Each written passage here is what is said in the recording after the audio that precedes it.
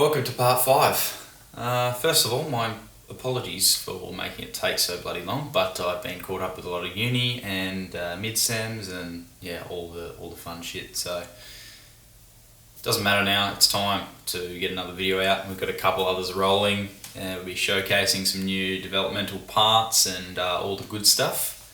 But I've finished this engine now, and pretty much we left off last time. I think we finished up to the short block, so rings were gapped and all the bottom end was assembled. So yeah, we'll show putting the head on, showcasing the new head studs as well that we've been working on. And there are nice little 8740 chromoly studs, little intermediate stud, pretty decent yield and ultimate tensile strength, so more than enough for a sub 25 psi motor, and with the oversized washers as well, which 28mm can't go any bigger than that without machining the head, so they're a perfect replacement option.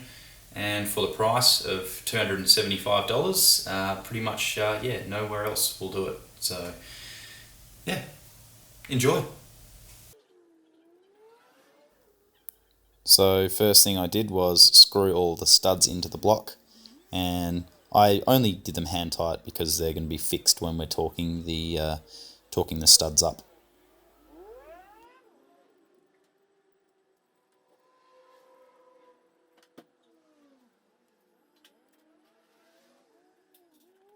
Used a multi-layer steel gasket. This is a Cometic 30 thou, and you can go thicker, but instead of trying to decompress the motor with a gasket, we didn't bother because we're running it on the 85, and the compression being 10.3 to 1 is definitely not going to be an issue. So here's our freshly rebuilt head, which has been preserved in water dispersant. Good brake clean, make sure the head gasket has been brake cleaned as well, and then it's ready for the head to go on. So then it was time to drop the head on, obviously making sure everything was brake cleaned and there was full seating of the head on the dowels, which are pressed into the block. Then ready for Barra Specialist oil pump time. So now put that oil pump on. It's ready for those head studs to be tightened. And originally I got these head studs off eBay and they were absolute shit quality. The threads were cooked and the washers were tiny, so they would dig into the head. So instead I opted to make my own out of a higher profile material, and as you can see, much larger washers distribute the clamping load much better. So I used some of this molly grease from Penrite.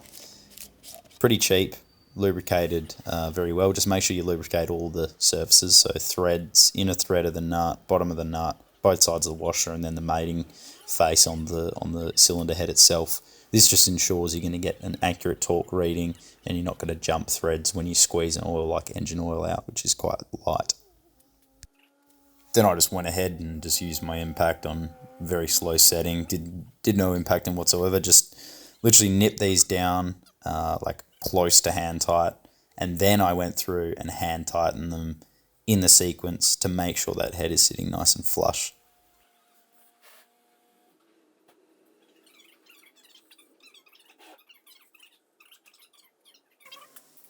Then I went ahead and did a 3-stage torque process, of which I'll go over in my head stud video upcoming, and a final torque rating of 140 Newton meters on these guys, which is still below 75% of the yield strength, so no plastic deformation whatsoever.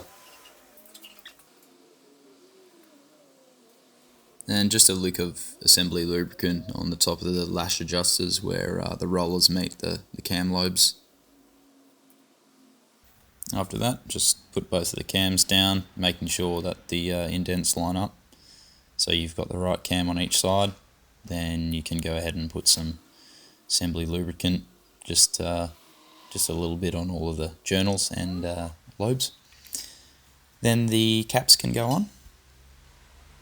Now, this one I actually changed out for FG front caps for the solenoids, making sure, of course, to check clearances and straightness.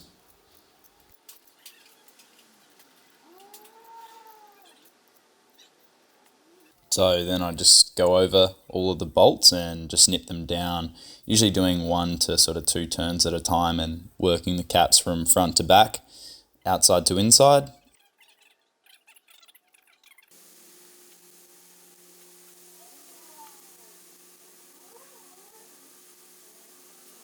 (10 Nm is the torque specification, but the sequence is quite important for both installation and removal.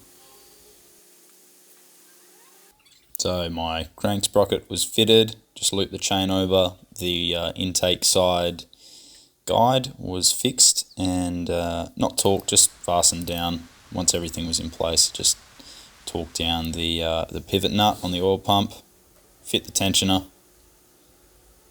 and then I go through and do my final torque, which is I think 20 on the intake side, 8 Nm on the tensioner.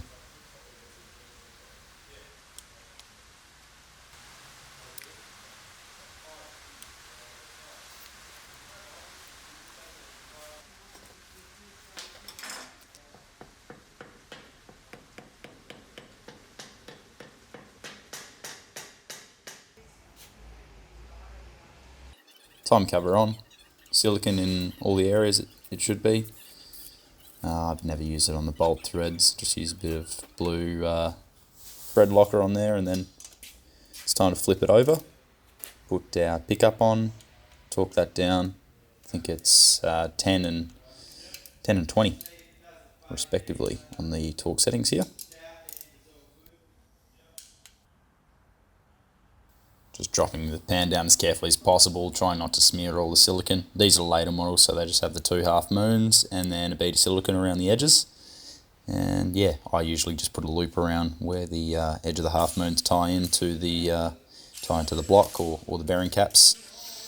And then from there, just nip down the cross supports. They go onto the main caps and just give a bit of rigidity to the bottom end. Then these get torqued down 50 to 60 Nm, something in between there from memory. Torque them down, thread sealant on these guys, and then she's done. And that's the long motor. Alright guys, so that's a wrap. Thanks for watching that one. In the next few episodes, we'll consider it the Greentop series still, but most of it is going to be like an introduction to tuning. So I'll be doing a bit of a showcase on some of the things that I've learned and some of the things that I'm developing at the moment. And yeah, there'll be quite a few more things coming up in the near future. So thanks as always for the watch, guys, and I appreciate the support, and it's good to see the channel slowly growing, slowly but steady. So cheers.